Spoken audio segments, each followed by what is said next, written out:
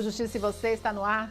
O programa de hoje traz uma reportagem especial sobre a importância da escolha do regime de bens no casamento. As possibilidades vão da separação total dos bens até a partilha apenas do que foi adquirido em conjunto pelo casal.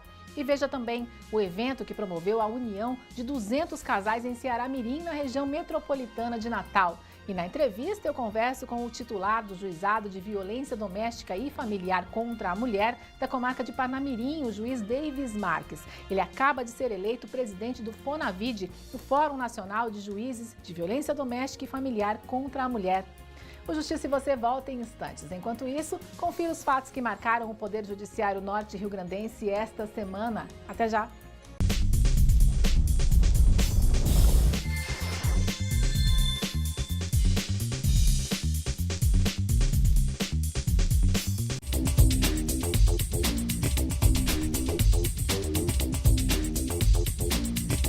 Mais de 80 crianças que vivem em casas e aldeias de acolhimento institucionais participaram de uma manhã de educação e lazer. A atividade foi organizada pela Comissão Estadual Judiciária de Adoção Internacional, CEJAI, da Corregedoria Geral de Justiça. As crianças são de 6 unidades de acolhimento, em Natal, Parnamirim, São Gonçalo do Amarante e Nise Floresta. Juntas, elas puderam brincar e se divertir, tudo com muita pipoca e algodão doce. Como é importante para eles, né, que não tem oportunidade, que não tem não tem esse lazer todos os dias e estão assim aproveitando de maneira especial. Quero já parabenizar, né, toda a equipe organizadora do evento. Cerca de 80 crianças estão aqui durante essa manhã para brincar e trocar experiências com outras elas. É muito bom a gente proporcionar, né, uma manhã como essa, trazendo uma integração melhor das crianças que estão há muitos anos, né, aguardando uma família para serem adotadas. Então essa manhã proporciona a elas um evento excepcional.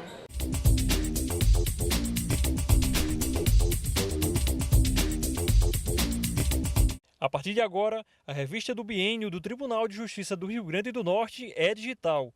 O balanço da atual gestão do tribunal vai estar disponível no site da instituição, com conteúdo em formato multimídia, substituindo a edição impressa.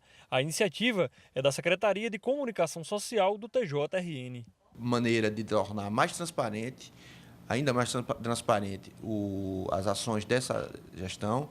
As pessoas com o conteúdo disponível na internet, qualquer um poderá ter acesso. Verificar o que está lá, as obras que foram realizadas, as ações que foram tomadas, as medidas de economia que foram feitas, as obras que estão sendo realizadas, outras que foram entregues, os investimentos, a economia, enfim, repetindo, e as ações de austeridade, as parcerias que foram feitas também.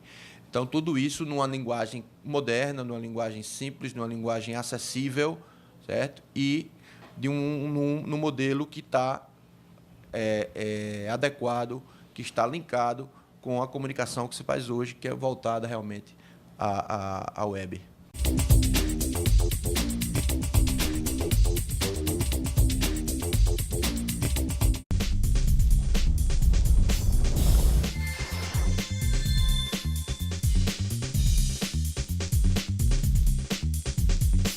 O Núcleo de Ações e Programas Socioambientais do Tribunal de Justiça do Rio Grande do Norte realizou mais uma edição do Casamento Comunitário. Dessa vez, o município escolhido foi Ceará-Mirim, na região metropolitana de Natal.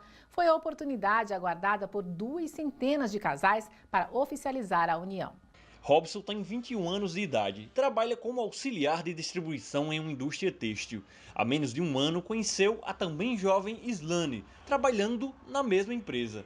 E com pouco tempo de relacionamento, tomaram a decisão que iria mudar a vida do casal. Do trabalho que iniciou tudo, a amizade, o convívio em si.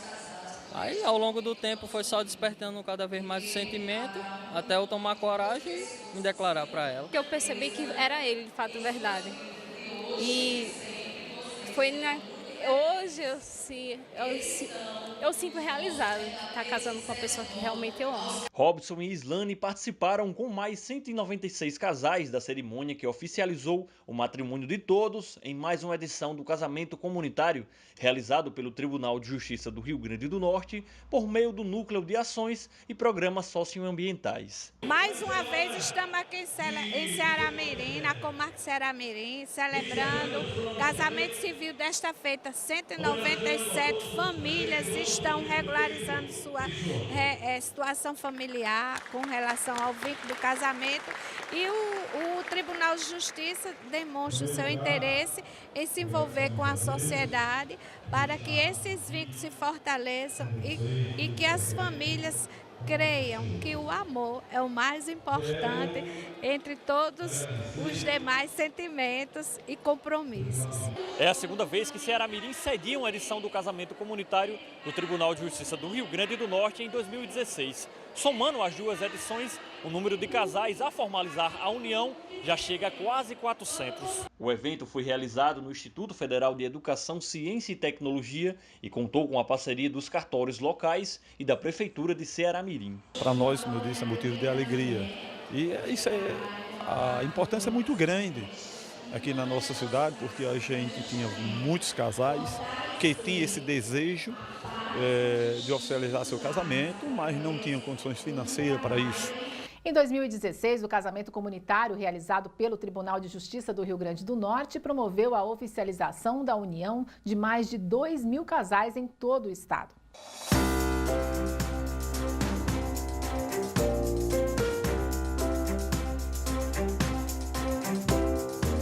O juiz Flávio de Amorim, da comarca de Tangará, condenou o Banco Mercantil do Brasil a indenizar um cliente por dano moral no valor de R$10 mil.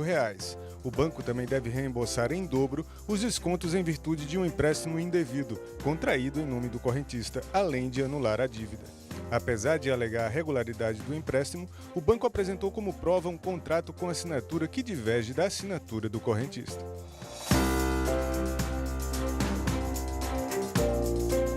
Vamos para o intervalo. Na volta, a importância da escolha do regime de bens no casamento e um bate-papo com o novo presidente do Fórum Nacional de Juízes de Violência Doméstica e Familiar contra a Mulher, o juiz Davis Marques. Enquanto isso, aproveite para acessar a página oficial do TJRN no Facebook e confira quais são os assuntos mais comentados e compartilhados por lá. Siga o TJRN no Facebook e interaja você também. O Justiça e Você volta já. O Justiça e Você está de volta e fala agora sobre a escolha do regime de bens no casamento. Independente da opção pela união estável ou oficial, é preciso ter em mente que essa é uma escolha que pode influenciar e até determinar o que pode acontecer no futuro com o patrimônio do casal. Daniela e Antônio contam que pretende seguir à risca a famosa frase até que a morte os separe. Foi por isso que não se preocuparam em saber o que significa comunhão parcial de bens, regime adotado por eles no cartório na hora de oficializar a união. Eu não pensei e não penso em me separar. Por isso que eu não estou nem aí para esse negócio de separação de bens, comunhão de bens, porque eu não tenho ideia de me separar. A ideia do casamento é casamento. Separação não vem na minha cabeça. Para o direito, a união entre duas pessoas, seja pelo casamento ou pela união estável, é vista como uma sociedade. Dessa forma, é necessário indicar como será feita a divisão do patrimônio, caso a sociedade matrimonial chegue ao fim. É para isso que foram criados os regimes de bens. O regime padrão no Brasil, conhecido também como regime legal, é a comunhão parcial de bens. Nessa modalidade, apenas o patrimônio construído durante o casamento é dividido entre os cônjuges após o divórcio. Heranças ou os bens que cada um adquiriu individualmente antes de oficializar a união não entram na partilha. No regime da comunhão parcial de bens, a previsão é que existe um patrimônio anterior, que é de cada um, se eventualmente existir esse patrimônio, que não se comunica, e aquilo que foi adquirido durante o casamento é partível, ou seja, é comunicável pelos cônjuges. A exceção, nesse regime, é aquele patrimônio adquirido com causa anterior ao casamento, mesmo que durante esse casamento. Então, se eu já tinha um patrimônio antes do casamento, ou também da união estável, porque esse regime se aplica às duas situações, esse patrimônio continua sendo particular, não vai se comunicar. Se esse patrimônio foi adquirido durante o casamento, mas como uma causa anterior, por exemplo, doações feitas em nome apenas de um, herança ou substituição patrimonial, já tinha uma coisa antes, vendi no curso do casamento e comprei outra tanto por tanto, isso também não se comunica. Então essa é mais ou menos a essência do regime da comunhão parcial.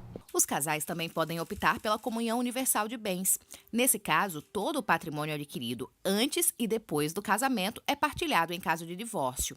Outro regime vigente no Brasil é a separação de bens. Nessa opção, quando o casal se separa, só é partilhado aquilo que foi comprovadamente adquirido com recursos dos dois.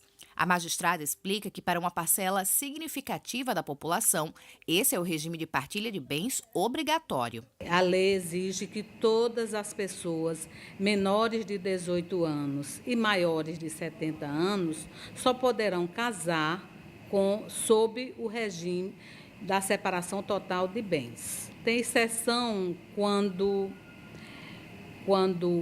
se você tem um novo casamento aos 70 anos, ou mesmo o primeiro casamento aos 70 anos, se antes você já vivia em união estável, uma união estável comprovada formalmente. Existe ainda um regime pouquíssimo utilizado no Brasil, o da participação final nos aquestos. Em essência, o regime da participação final dos aquestos, que é um regime pouquíssimo utilizado na prática, não se tem assim conhecimento de quem utilize desse regime, mas em essência ele prega o seguinte: durante o meu casamento, eu tenho um patrimônio particular meu, a minha esposa, a minha companheira pode ter o patrimônio particular dela e administrá-lo individualmente, inclusive posso prever isso, mas também podemos ter um terceiro patrimônio, e esse terceiro patrimônio é um patrimônio comum. É esse que representa o chamado aquesto, né? Então, ao final, vamos dividir esse patrimônio comum. É importante destacar, só para que a gente possa frisar, o seguinte, que regime da separação de bens, comunhão universal e participação final dos aquestos, nós precisamos eleger, nós precisamos escolher através de um documento chamado de pacto antinupcial, que é uma escritura pública feita em qualquer cartório, até diferente daquele onde eu casei, e apresentada no momento da habilitação para o casamento. Além dos 4 regimes previstos pelo Código Civil, a legislação também permite que os casais ajustem as regras e criem um regime próprio. Porém, quem escolher qualquer um dos regimes fora do padrão da comunhão parcial de bens precisa deixar isso claro em um contrato, o chamado pacto antinupcial. O documento deve ser lavrado por meio de escritura pública em cartório, mas ainda poderá ser alterado se for o desejo dos cônjuges no decorrer do relacionamento, bastando para isso que ingressem com uma ação judicial. A qualquer momento podem requerer a alteração no regime de bens, de comum acordo. O juiz Davis de Oliveira Marques, titular do Juizado de Violência Doméstica e Familiar contra a Mulher da comarca de Parnamirim, foi eleito presidente do FONAVID, o Fórum Nacional de Juízes de Violência Doméstica e Familiar contra a Mulher. E é ele o convidado de hoje do Justiça e Você. Dr. Davis, uma satisfação receber o senhor aqui no programa. Obrigado pelo convite. É a primeira vez que um magistrado potiguar assume a presidência do FONAVID? É a primeira vez que o Tribunal de Justiça do Rio Grande do Norte vai ocupar o assento da presidência do FONAVID. E o Rio Grande do Norte vai ser também a sede, né, do próximo encontro nacional? Sim, na realidade nós conseguimos uma dupla eleição. No FONAVID há a escolha anualmente da sede e do presidente. Tradicionalmente, a sede é num local e o presidente é do outro. Nós nos candidatamos para as duas e conseguimos vencer e trazer para o Rio Grande do Norte tanto a presidência quanto a sede do próximo FONAVID. O FONAVID é um fórum formado essencialmente por magistrados. Como é a constituição desse fórum? Na realidade, é uma reunião só de magistrados que atuam na área de violência doméstica, de todo o país. Então, assim, todos os juízes da área de violência doméstica eles comparecem ao FONAVID e cada tribunal do país tem um assento na Assembleia Geral. E se trabalha com temáticas anuais? Todas as temáticas são voltadas para o combate à violência contra a mulher e cada ano a gente adota um foco diferente. Nesse ano, o foco do FONAVID, no ano 2016, foi gênero. A temática específico foi gênero para além da questão jurídica. Então, nós focamos no sentido de não ficarmos restritos à questão legal, né? Até porque a palavra gênero ela tem origem na sociologia, não no direito. Essas reuniões resultam em alguns enunciados, não é isso? Sim, o Fonavide, na realidade, ele trabalha o ano todo, certo? É bem certo que a gente tem, no final do ano, o grande evento onde todos os juízes do país comparecem, conselheiros do CNJ, né, desembargadores, mas durante o ano a gente tem diversas reuniões que são realizadas de forma restrita, apenas pelos integrantes do Comitê Executivo e pelo presidente.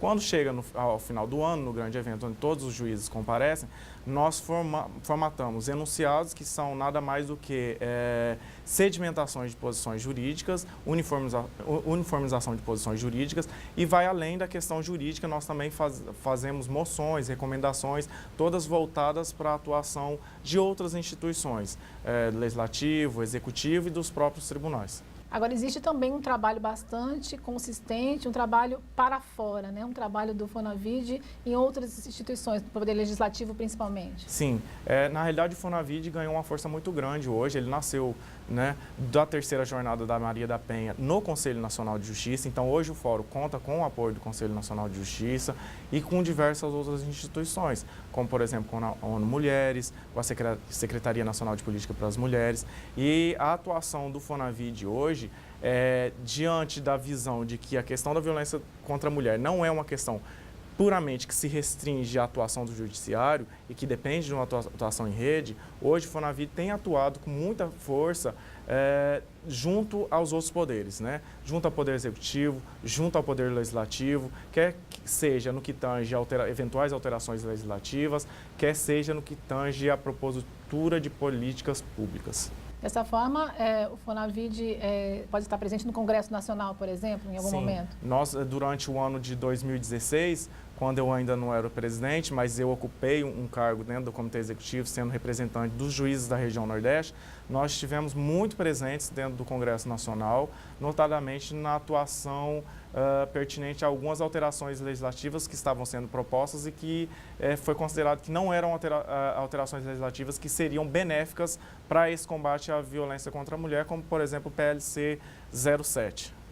E que resultados já se obteve com essas intervenções que vêm sendo feitas? Dentro, por exemplo, da questão legislativa, juntamente com outras instituições, o Fonavide conseguiu até então que essa lei fosse, esse projeto de lei não fosse aprovado de imediato, que esse projeto fosse debatido com maior amplitude, para que se verificasse se realmente ele era bom. Como o nosso posicionamento era no sentido que ele não era bom. Tanto foi assim que a própria Maria da Penha se manifestou contra a aprovação desse projeto. Existem atividades desenvolvidas com outros parceiros, como, por exemplo, cursos de formação? Um dos pontos que foram aprovados nos grupos de debate do Fonavide desse ano foi justamente a questão da formação. Uma das solicitações que os juízes estão direcionando, por exemplo, aos tribunais e ao Conselho Nacional de Justiça, é que haja um maior foco para a formação dos profissionais que lidam com essa área. Por que é tão importante formar as pessoas? É necessário que haja uma maior sensibilidade no trato com a questão, né? Porque como é um problema cultural, histórico, muitas vezes uma eventual formação deficitária do profissional que vai receber essa mulher que precisa de ajuda pode afugentá-la. Então, é preciso que quem vai receber essa mulher tenha preparo suficiente, sensibilidade suficiente para entender e compreender aquela situação que permeia a violência contra a mulher. Então, assim, a formação ela se baseia não só na questão do entendimento da questão jurídica, mas no entendimento da questão psicológica e social que permeia aquela situação. Em Parnamirim, muitos desses conceitos já são aplicados. Na vara de Parnamirim, a gente tem diversos projetos, né? Muitos deles são pertinentes à área não jurídica, né? Porque a nossa atuação vai além, a atuação do juiz hoje vai além para a questão processual, como, por exemplo, a questão dos diálogos com educadores, que é um dos projetos que a gente tem, que é justamente para tratar da violência de gênero nas escolas. Ok, doutor Davis, muito obrigada pela sua presença aqui, parabéns pelo seu trabalho, parabéns pela sua eleição. Eu agradeço, assim, eu compreendo que a eleição do Rio Grande do Norte para a sede e a minha eleição como presidente, na realidade, é um reconhecimento para o nosso Estado, ou seja, um reconhecimento que nosso Estado está lutando contra esse mal. Certamente, obrigada. E o Justiça e Você fica por aqui. Como sempre, foi um privilégio a sua companhia. Na próxima semana, estamos de volta com mais novidades para você. E até lá, você fica ligado nas notícias do Poder Judiciário pela internet, no site do TJRN ou pelos nossos canais nas redes sociais. Siga o TJRN e fique bem informado todos os dias.